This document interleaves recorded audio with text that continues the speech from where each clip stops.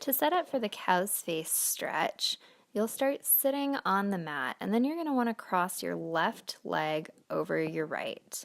So if you do not have very flexible hips, you can start by simply crossing your legs, or you can stack your left shin on top of your right so they're more lined up.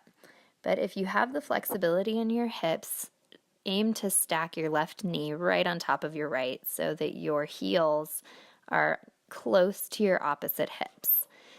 From here, you're going to raise that right arm and reach it behind your back. So your right arm is going to be pointing straight up, and then reach your left arm down and behind your back and aim to clasp your hands. If you don't have the shoulder flexibility to clasp your hands, you can watch the video where I'll show you how to use a band to help get this stretch.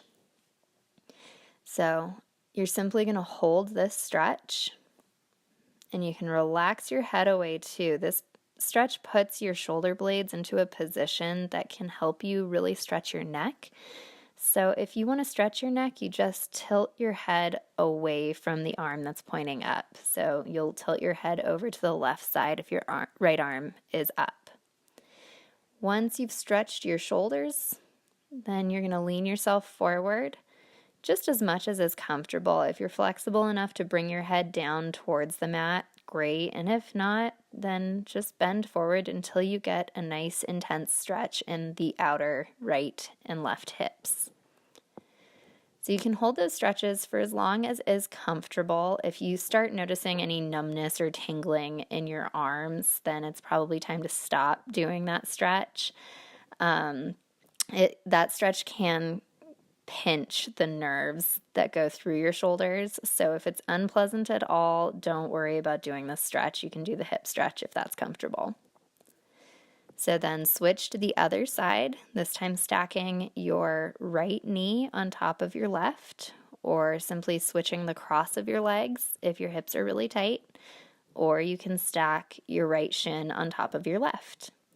Once you're there, make sure both of your sit bones are still touching the mat, and then you can bring your left arm up and over behind your back, and then bring your right arm down and reach behind your back to try to clasp your hands.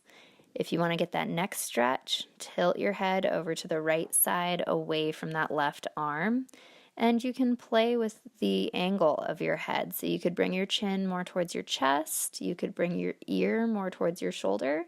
You just don't need to tilt your head backwards at all. But find that spot where you get the deepest stretch. When you're done there, unclasp your hands. You can stretch your arms back behind you just to get a little blood flowing back, and then lean forward, bringing your head towards the mat, or just as far as you need to get that intense outer hip stretch.